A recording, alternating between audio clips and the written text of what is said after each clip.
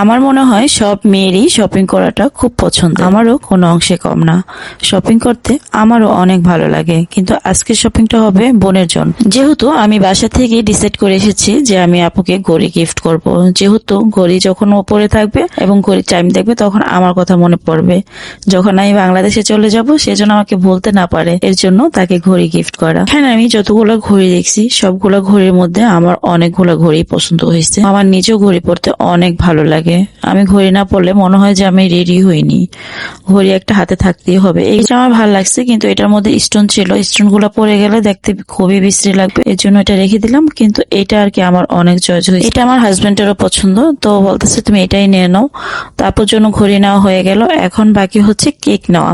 যেহেতু আপু এবং ভাইয়ার ম্যারেজ ডে ছিল, তো ম্যারেজ ডে কেক কিন্তু একটু লাল হলে ভালো লাগে, রেড কালার কেক না হলে কি আর হয়। তো এখান থেকে কিছুটা বেলুন নিয়ে নিলাম, আর নিয়ে নিলাম হচ্ছে মোমবাতি। তো যত কিছুই নেই না কেন, মোমবাতি আর বেলুন ছাড়াই কিন্তু ম্যারেজ ডে বলেন আর যে কোনো পার্টি বলেন না কেন একদম খালি খালি লাগে। তো যাই হোক, এখান থেকে আর কেক নেওয়া হয়নি, কিন্তু এই জায়গা থেকে আমাদের কেক নেওয়া হয়েছিল। ওখানকার কেকগুলো এতটা ভালো ছিল না। আমরা কিন্তু আপুর বাসায় চলে আসছি, এটা হচ্ছে আপুর বাসার লিফট। তো লিফটে এসে আমার হাজবেন্ড আর ম্যারেজ ডে পার্টিতে কিন্তু আমরা অনেক মজা করেছি। যারা দেখতে চান তারা অবশ্যই কমেন্ট করে জানাবেন। এখন বাজে হচ্ছে রাত 10টা, আর 10টার সময় আপুর বাসায় এসে পৌঁছে গেল। যেহেতু আমরা রাত 12টায় কেক কাটবো, আর রাত 12টায় আমরা ম্যারেজ ডে উপলক্ষে আনন্দ করবো। আল্লাহ হাফেজ, বাই বাই, টাটা।